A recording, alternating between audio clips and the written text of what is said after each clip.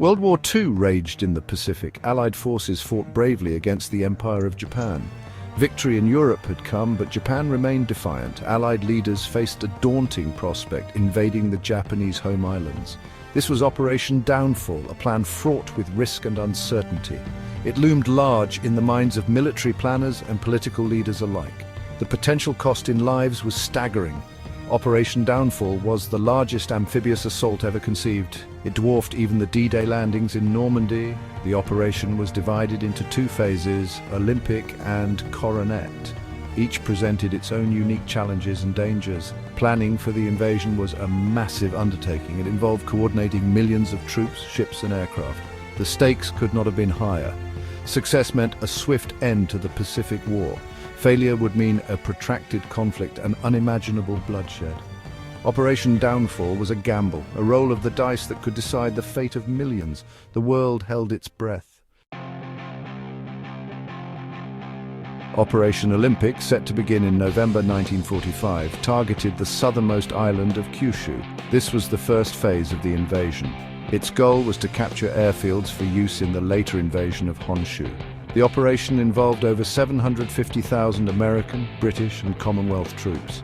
They would face a determined enemy fighting on home soil.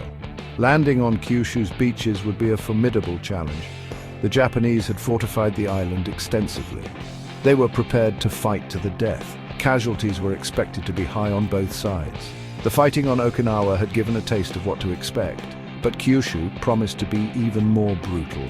Despite the risks, Allied planners believed Operation Olympic was essential. It would establish a foothold in Japan. This would pave the way for the main invasion of Honshu. The success of Downfall depended on securing Kyushu. The fate of the Pacific War hung in the balance. Operation Coronet was the decisive blow aimed at the Kanto Plain near Tokyo. This was the heart of Japan, where the emperor resided.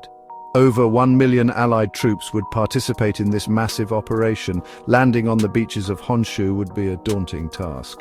The Japanese would defend their homeland with fanaticism.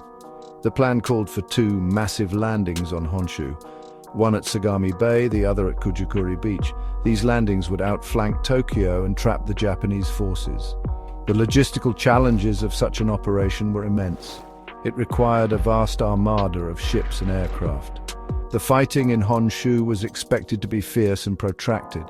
The goal of Coronet was to force Japan's unconditional surrender. The operation would cripple the Japanese government and military. It would bring a swift and decisive end to the war. But the cost in human life was a heavy burden to bear. The world watched and waited. Planning for Operation Downfall was a race against time. The logistics were staggering. Millions of tons of supplies had to be gathered and transported. The operation depended on the precise coordination of air, land, and sea forces. Every detail, from landing craft to medical supplies, had to be considered.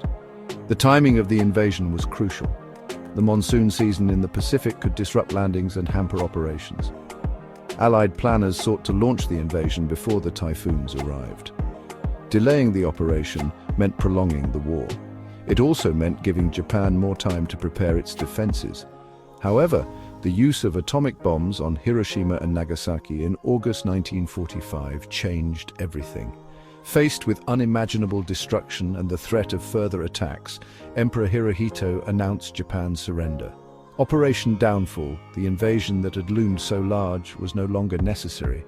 The world breathed a collective sigh of relief.